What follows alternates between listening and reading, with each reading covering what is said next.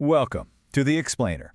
Today we're digging into an investigation that uncovers a massive and frankly pretty baffling energy decision made by Kazakhstan, a choice that could really shape its future for decades to come. At the very heart of this story is this number, $15 billion.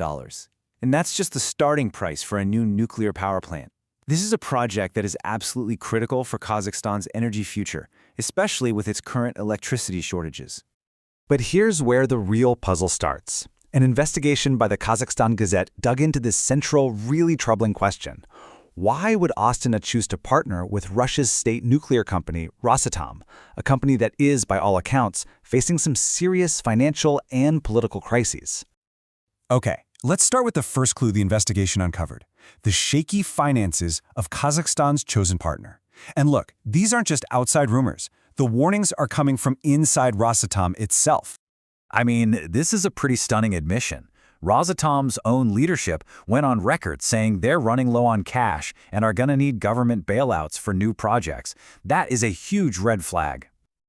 So when reporters asked Rosatom directly, "Hey, is this $15 billion project one of the ones in trouble?" the company just went silent, refused to answer. You know that kind of silence? It speaks volumes, and it suggests the funding for this whole thing is anything but secure. And this wasn't the first warning sign, not by a long shot. Just a few weeks before Rosatom got the nod, another big Russian energy deal in Kazakhstan completely fell apart. We're talking about a nearly $3 billion project that collapsed just because the Russian company couldn't get basic financing. It's a very worrying precedent. Now for the second clue, which adds a whole new layer of risk. The investigation found that this project isn't just financially shaky, it's also tangled up in a growing web of international sanctions. So, the key idea here is something experts call contamination risk.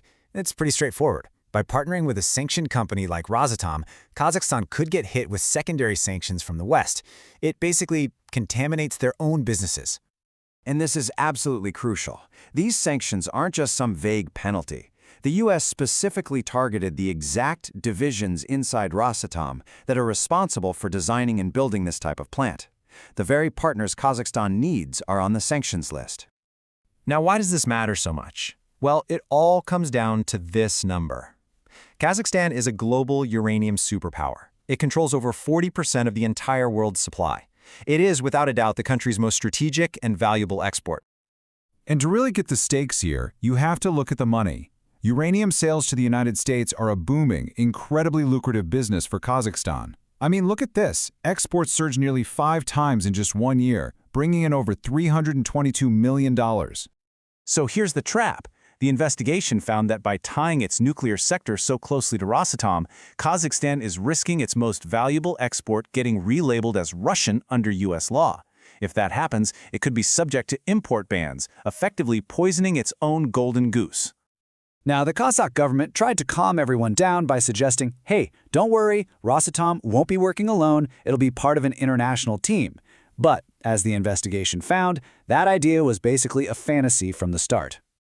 According to sources the investigators talked to, a multinational partnership was just never realistic. As one executive put it, the whole idea was dead on arrival. And why?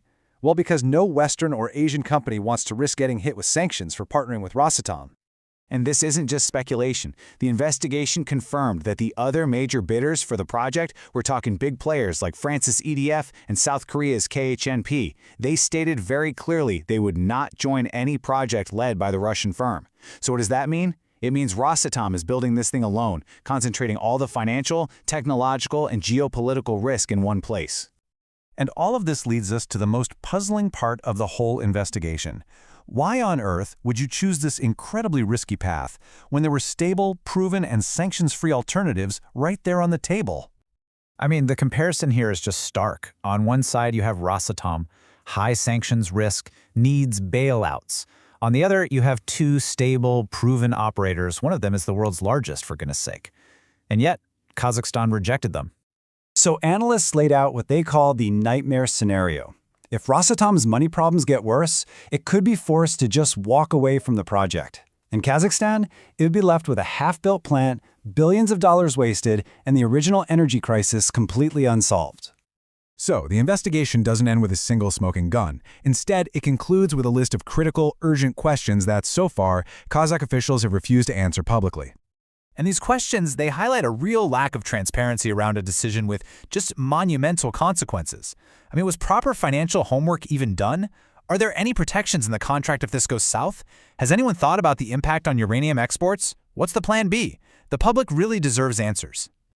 At the end of the day, for the people of Kazakhstan who are dealing with real electricity shortages, all this complex geopolitics and high finance boils down to one simple, crucial question about their future.